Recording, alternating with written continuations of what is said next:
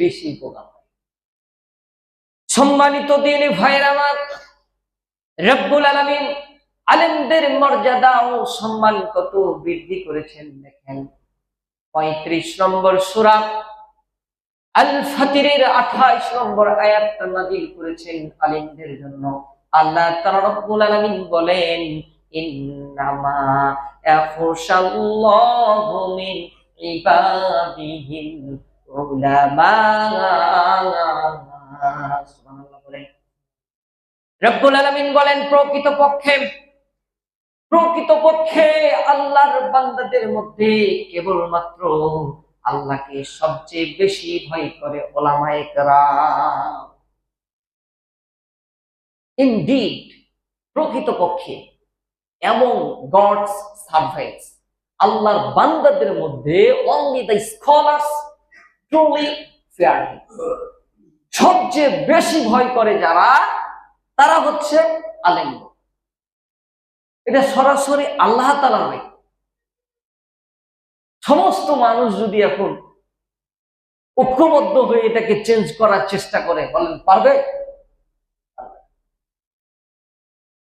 আমরা তো আলেম বলেই ডাকি, যারা আলেম, ধর্মীয় জ্ঞান অর্জন করে, শিক্ষা অর্জন করে, তাদেরকে তো আমরা আরবিতে আলেমই বলি, ঠিক কিনা?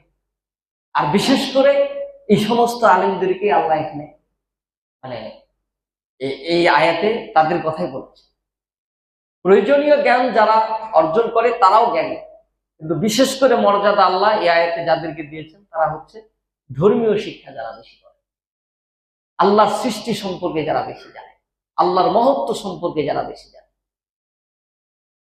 সম্মানিত দিনে ভাইরা আমার, এখন যদি আপনি যদি প্রশ্ন করেন যে আলেমরাই কেন বেশি ভয় করে, কিসের কারণে আলেমরাই বেশি আল্লাহকে ভয় করে, আয়াতকে যদি আপনি প্রশ্ন করেন, আয়াতই উত্তর দিবে যে আলেমরাই আল্লাহ সম্পর্কে বেশি জানে, আল্লাহর সৃষ্টি সম্পর্কে বেশি জানে, নবীজি সম্পর্কে জানে। পৃথিবীতে যত নবী পয়গম্বরের আগমন ঘটেছে, ওই নবীদের সম্পর্কে আলেমরাই জানে। আল্লাহর রহমত কতটা বিস্তৃত, আল্লাহর শাস্তি কতটা কঠিন, কোন গুনাহটা ক্ষমার যোগ্য আর কোন গুনাহটা করলে ইমান নষ্ট হয়ে যায়, ক্ষমা পাওয়া যায় না, এইসব বিষয় বলি সবচেয়ে বেশি জানে আলেমগণ।